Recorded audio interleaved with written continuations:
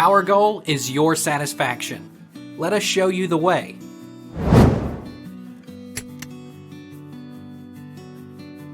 Will Walmart install tires not bought there? Originally answered. Does Walmart offer free tire installation? No, they do not. They do a complete package of installation, lifetime balancing, old tire removal, and resetting the air pressure monitor for about $14 a tire. For a few dollars more, they will add a 4-year limited prorated road hazard warranty.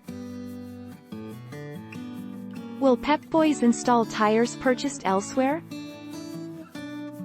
Pep Boys will install tires purchased at both Amazon and Tire Rack, but expect potential discrepancies in what is included in these third-party install packages as compared with the services that come standard with installation of tires purchased on-site. Take our lead. Let's help you make your mark.